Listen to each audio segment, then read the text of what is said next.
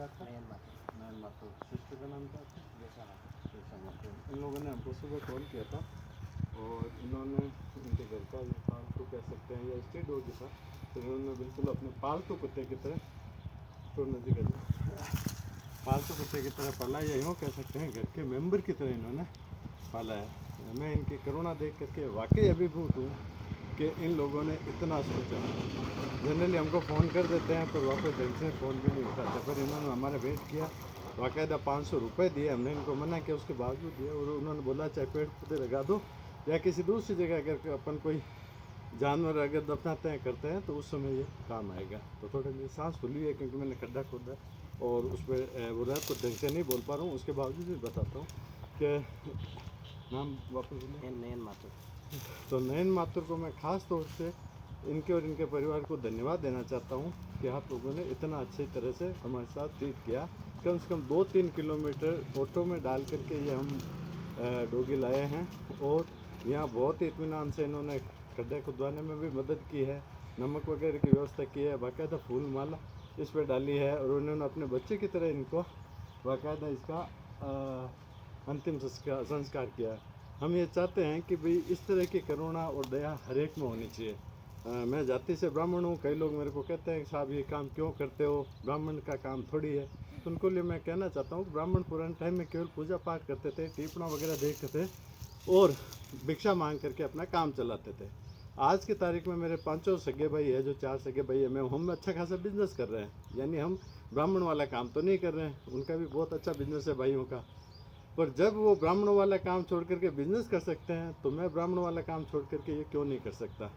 देखिए मेरे लिए पूरा ब्रह्मांड एक जैसा है। मेरे घर में अगर कोई आदमी गुजर जाता है या मोहल्ले में, तब भी मेरे को उतना ही दुख होता है जितना कि अगर ये मान लो कोई पशु गुजर जाता है या उसकी मृत्यु हो जाता है तो मेरे को भी उतना ही दुख होता है। बल्कि इंसानों की केयर करने वाले के लिए इंसान खूब सारे अवेलेबल है, पर इन कुत्तों की, बिल्लियों की या जीव जानवरों की, पशु पक्षियों की केयर करने वाले बहुत लिमिटेड है। मेरा ऐसा मानना है कि बुद्धि से और ताकत से हम इंसान इन जानवरों से बहुत आगे हैं, क्योंकि हमको इसके लिए बड़े भाई की तरह बिहेव करना चाहिए। 2 साल में मेरे माता और पिता दोनों गुजर गए। मेरा बड़ा भाई है, वो आज भी मेरी केयर बड़े भाई की तरह कर रहा है। तो हमारे भी जब मम्मी पापा की कमी वो हमको महसूस नहीं होने दे रहे हैं, हम गलतियाँ करते हैं फिर भी वो एक्सेप्ट करता है, क्योंकि वो हमारे मम्मी पापा की जगह है। या बड़ा भाई है तो बड़े भाई का फ़र्ज़ अदा कर रहा है। इंसानों में और जानवरों की बात करें तो सारे जानवरों से अगर हमारे पास बुद्धि ज़्यादा है तो हमको भी एक बड़े भाई की तरह बिहेव करना चाहिए और उनके प्रति करुणा दया रखना चाहिए। हमने इस पृथ्वी को या ब्रह्मांड को बहुत ज़्यादा गंदा कर दिया है, ख़ासतौर से इंसानों ने।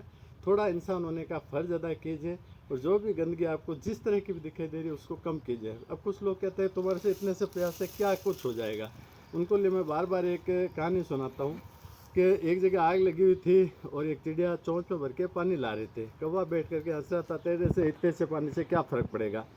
चिड़िया ने बहुत अच्छा जवाब दिया कि भले ही मेरे इस पानी से कोई खास फ़र्क नहीं पड़ेगा, पर जब इतिहास में बात लिखी जाएगी तो मेरा नाम आग बुझाने वालों में आएगा, बैठ कर तमाशे दिखाने वालों में नहीं। तो मेरी चोंच से जितना भी पानी डाल सकता हूँ मैं आग बुझाने के लिए डालूँगा। बाकी जो भी ठीक है। इस डॉगी के मरने का मेरे को थोड़ा अफसोस है, भले मेरे ये कुछ नहीं लगता, पर मुझे लगता है कोई भी अगर इस ब्रह्मांड में जीव जाता है तो वो मेरे घर का मेंबर की तरह ही है।